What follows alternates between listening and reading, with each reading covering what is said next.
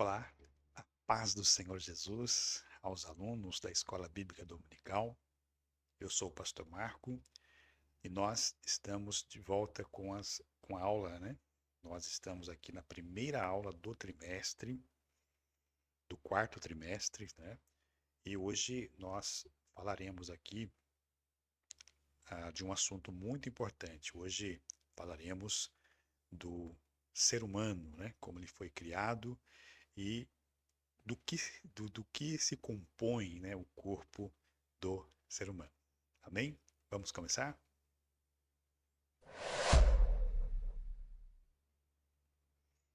Bom, aqui está nosso slide.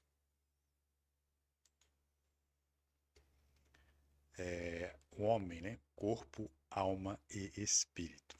Prosseguindo aí então. Bom, aqui na introdução, Deus criou o homem de forma especial, com um propósito especial e como um ato de coroamento da sua criação. Amém, irmãos? E por que o homem ele recebe esta esta criação especial, né? Porque o homem ele foi formado, né, diferente de outros seres viventes, tá? Por isso ele recebe essa conotação especial, né? E é a coroa da criação de Deus. Amém? Deus ele fez isso de maneira sublime, distinta em relação a todos os demais seres viventes. O homem é resultado de uma ação divina, tá bem? Pessoal e plural. Por que plural? Porque quando Deus, o relato bíblico aí da criação, né, do, do ser humano, do homem, tanto das coisas criadas por Deus, ele usa a expressão façamos, né? E essa expressão façamos, no plural, indica que Deus, no ato da criação, ele não está sozinho. E aí, mais um motivo pelo qual cremos na doutrina da Trindade. Amém, irmãos? Bom, neste trimestre, então, estudaremos essa solene, maravilhosa e exclusiva criação, tá? Então, o ser humano é composto de corpo, alma e espírito, bem como a importância, né, de uma vida equilibrada, saudável no espírito, na alma e no corpo, sobre a perspectiva cristã. Então, é dentro desse assunto que nós vamos discorrer aí a nossa lição. Tranquilos? Aqui no primeiro tópico, a tricotomia humana, tá, irmãos? Então, antes de falarmos aqui sobre a tricotomia humana, bom lembrar também os irmãos que existem, né, uma outra visão chamada a dicotomia humana. Amém? Então, a tricotomia humana é a crença de que o ser humano é composto de corpo, alma e espírito. Amém? E cada componente é diferente entre si. Já na visão dicotomista, digamos assim, o ser humano é formado de corpo e alma e espírito, é uma coisa só para eles. Tá bom? É muito importante colocar isso aqui. A doutrina do homem ele está fundamentada em toda a Escritura, ou seja, de Gênesis a Apocalipse, nós temos aí a doutrina do homem sendo explanada, tá? Então, numa revelação suficiente para demonstrar quem é o homem, como foi criado e com que propósito o homem foi criado. Também? Então, tudo isso nós vamos aprender dentro dessa brilhante estudo. Bom, no campo da teologia sistemática, essa doutrina é conhecida como antropologia bíblica, que estuda o homem. Amém, irmãos? Então, quando falamos aqui de teologia sistemática, nós estamos falando de que a teologia sistemática ela sistematiza, ou seja, a teologia sistemática ela coloca em ordem as doutrinas da Bíblia e isso facilita muito o nosso conhecimento, o nosso entendimento, facilita o nosso estudo, amém, irmãos? Então, dentro da teologia sistemática, nós temos esta doutrina como antropologia bíblica. E esta doutrina, o que ela vai estudar? a origem do homem, né, como ele surgiu, a sua constituição, a sua existência, o período anterior da queda, né, que é um período que não se sabe quanto tempo levou da queda em diante, já é possível datar alguns acontecimentos. Período anterior à queda não tem como fazer esta observação, tá? Então, o pecado original, as suas consequências, o plano redentor, né? E a eternidade. Então, a antropologia bíblica, ela relaciona-se com todas as grandes doutrinas da Bíblia, tá? E responde a intrigantes e milenares perguntas. E quais são essas perguntas? Quem é o homem, né? De onde veio e para onde vai? Amém? Então, esta doutrina, antropologia bíblica, ela preocupa-se em responder estas grandes perguntas milenares. Em um tempo de tanta psicologização da fé intensa, né? Busca de resposta para os problemas humanos em concepção não cristãs, o estudo das Escrituras é cada vez mais necessário e urgente a fim de desfazer toda e qualquer dúvida existencial. Amém, irmãos? Então, a doutrina da Bíblia é muito importante para os dias de hoje, porque nós temos aí o campo da psicologia, onde é muito buscado, né, pelo ser humano, e, e muitas doenças nos dias que estamos enfrentando hoje, ela, ela tem, né, a sua origem, que muitas vezes é desconhecida, né? Não se sabe muitas vezes de onde vem. Então, e às vezes o problema está relacionado com a alma e o espírito. Amém, irmãos? Eu sempre digo quando falo sobre esse assunto, por mais que o médico, o biólogo, ou o que conhece o corpo humano por completo, e conhece todos os órgãos, conhece os nomes de todos os órgãos do corpo, é, ele de maneira alguma, né, saberá dizer aonde dentro do ser humano está localizado a alma e o espírito. Amém? Só que a alma e o espírito, quando não está bem, reflete no corpo. Amém, irmãos? Então, essa doutrina é fundamental por causa disso.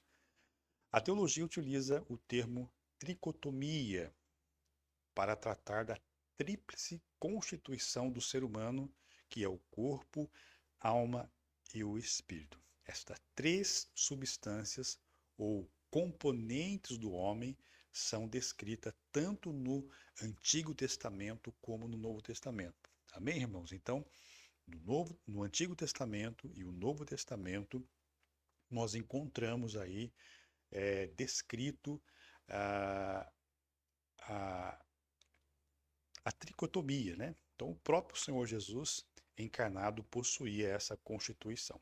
Amém, irmãos? Bom, a primeira divisão, as partes materiais e imaterial, as partes material e imaterial é explicitamente apresentada no ato da formação do homem. Tá? Então, quando Deus fez ali o homem, ele fez lá o homem do pó da terra, e quando Deus ele sopra nas narinas do homem, o homem se torna então o que? Alma vivente. Então formou o Senhor Deus o homem do pó da terra e soprou em seus narizes e o fôlego de vida, e o homem foi feito alma vivente. Então, nós temos aqui no momento da criação, o momento em que Deus ele sopra ali no nariz, né, no nariz do homem, e a partir daquele momento o homem se torna então alma vivente. Então, o homem ele recebe a alma, o espírito, quando Deus sopra nos seus narizes. Amém, irmãos? Ficou claro aqui? Bom, aí nós temos então, né, uma comparação da tríplice natureza, né, que o espírito ele está relacionado com o homem espiritual. A gente vai ver muito mais à frente a função de cada um, né? que está relacionado ao discernimento, a esperança, adoração, oração, fé, tudo isso está relacionado ao espírito. Aí nós temos a alma, né, que concentra aí todo o sentimento, vontade, consciência, razão e o corpo, de uma certa forma, é onde expressa aí a visão, a audição, olfato, tato e paladar. Amém? Aí nós temos então que o homem ele foi constituído de uma combinação única, tá? Por exemplo, o elemento físico, que é o pó da terra, né? Então todo ser humano aí, pó da terra. O elemento espiritual, o sopro divino, e então nós temos aí a formação do homem, corpo, alma e espírito. Tranquilos? Os anjos são seres espirituais, porém sem corpo material. Os anjos também são criados, né? Deus criou os anjos em um determinado tempo na eternidade, os anjos foram criados. O anjo é um ser espiritual, mas não possui corpo. Pastor, como é que então a Bíblia fala que o anjo apareceu para tal pessoa lá no Antigo Testamento? Então, todas as aparições de anjos em forma humana, né, falando com o homem, é o que nós chamamos de, a palavra correta me falhou a memória agora, mas lembrarei um pouquinho mais tarde aí. Teofania, tá? Teofania é o anjo se transfigurando aí no corpo do ser humano para falar com o homem. Amém, irmãos? Bom, aí nós temos um fator muito importante. E os animais? O animal também ele tem alma e tem espírito. A gente vai ver que o corpo do animal é diferente do ser humano. Tá? Então, os animais não possuem a parte imaterial que há no homem, a alma e espírito. Olha que interessante, né? Então, a alma dos animais é a sua própria vida, porque ele morreu, acabou-se ali. Agora, o ser humano, quando morre, o corpo ele volta ao pó, amém? A alma ela vai ser julgada por Deus, ela vai aguardar o momento da salvação, né, ou da condenação eterna, e a Bíblia diz que o espírito volta a Deus que o deu. Amém, irmãos? Vamos lá então? O que nós aprendemos aqui no primeiro tópico? Que o ser humano ele foi criado por Deus com uma natureza tricotômica, corpo, alma e espírito, revelando o seu propósito e dignidade única na criação. Vamos lá? Tópico 2. A distinção entre a alma e espírito.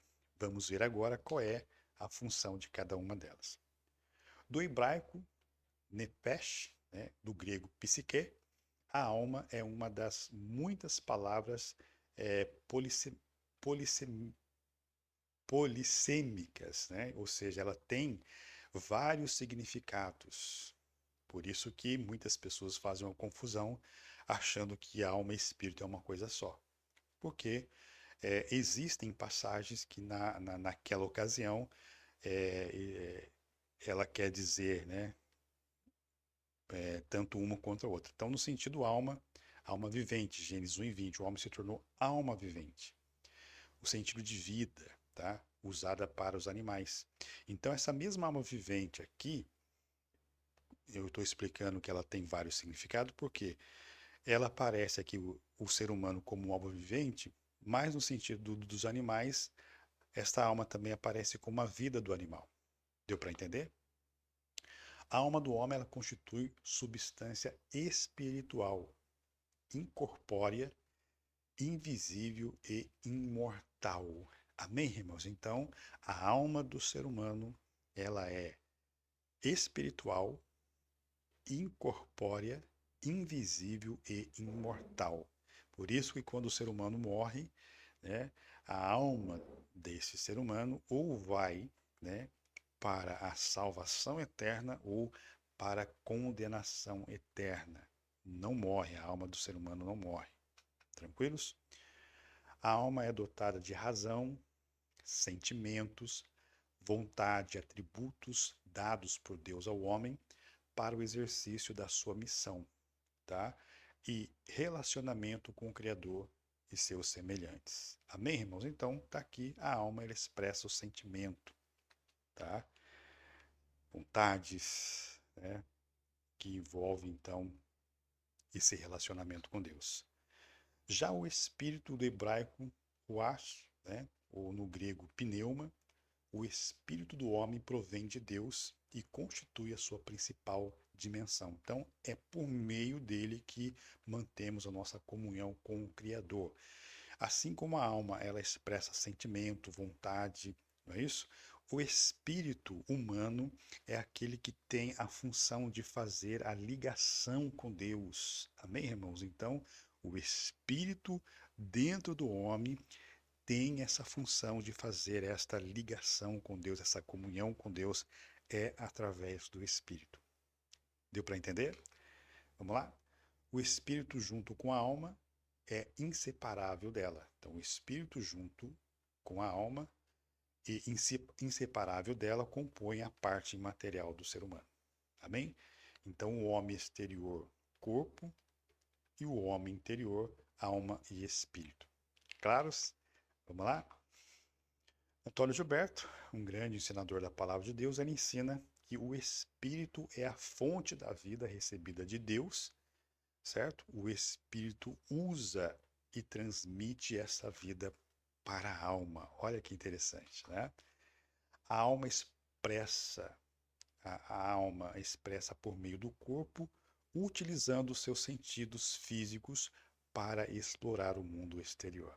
Então, uma coisa bem ligada com a outra. Então, já o corpo, alma e espírito são três elementos que formam um único ser ou pessoa. Claros até aqui, irmãos? O que nós aprendemos aqui, então, no tópico 2? Que a distinção entre a alma e espírito, mostrando que ambos compõem a parte imaterial do ser humano, mas com funções diferentes na relação com Deus e com o próximo.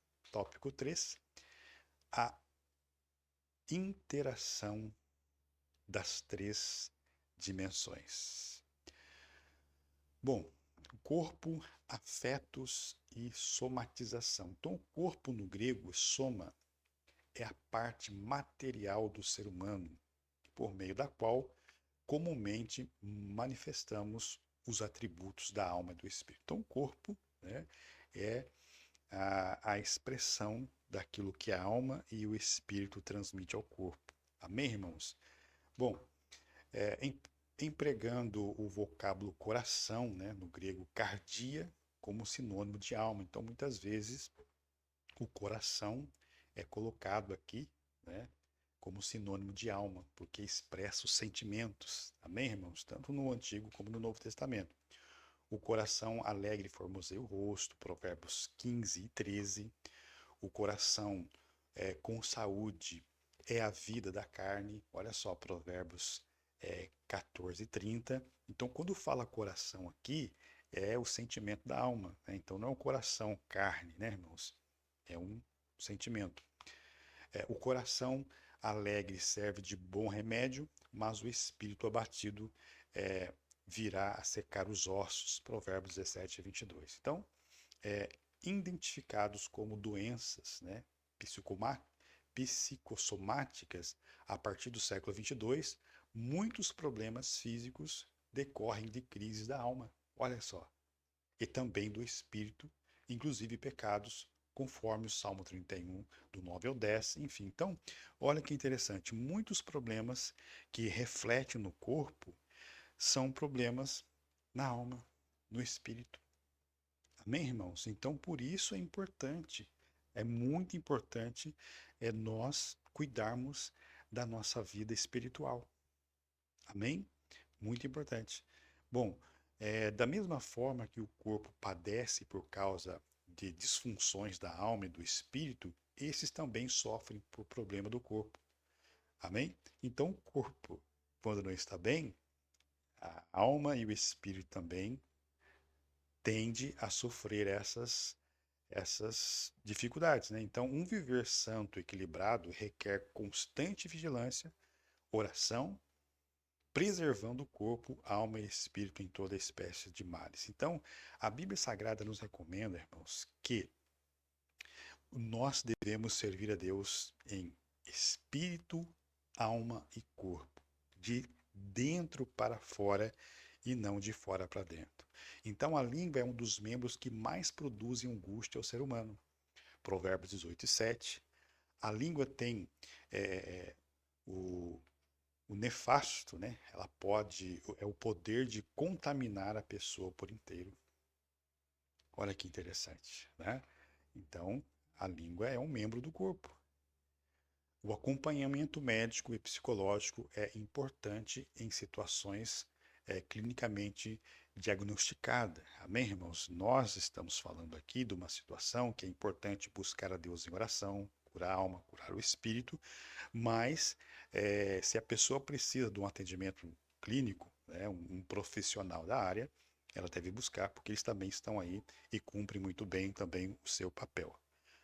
Mas quando o problema tem origem espiritual, como crises produzidas por pecados não confessados, os medicamentos não resolvem, no máximo aliviam os sintomas, tá? Então, quando o problema é na alma, no espírito, questão de pecado, amém, irmãos? O remédio não vai funcionar, o psicólogo não vai conseguir resolver esse seu problema. Agora, arrependimento e abandono do pecado são essenciais para a verdadeira cura da alma. Amém?